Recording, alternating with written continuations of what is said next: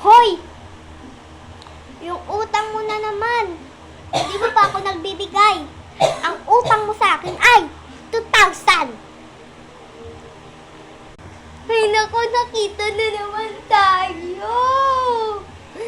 Ah, sahod ko pa naman eh. Sahod ko pa naman eh. Magkano ulit?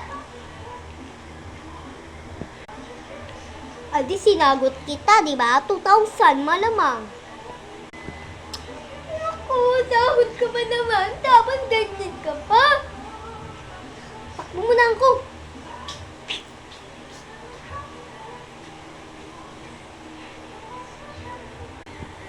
Pumunta na dito. Ito na yung ang iyong bayad.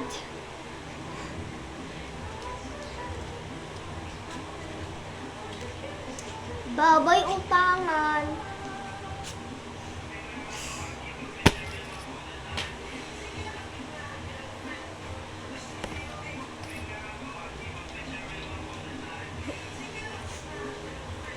Dami ko pa naman pera. Pwede naman, one time.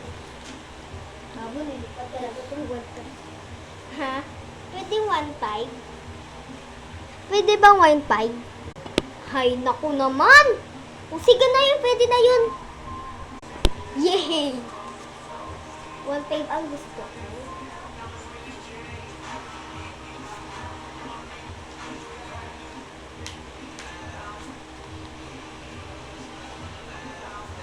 Pero, 500 na lang kayo.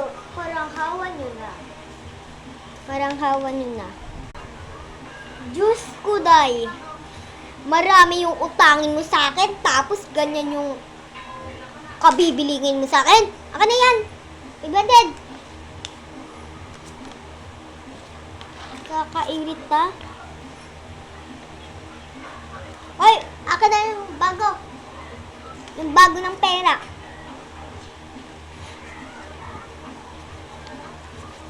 Talaan mo. Kunin mo na yan. Ay, 1,000 na lang? Diyos ko, day. Akin na to lahat. Kasi 2,000 yung inanong sa akin. Dami ko ng pera. 1,000 to lahat. Sigurado. Ano ito? Dami ko ng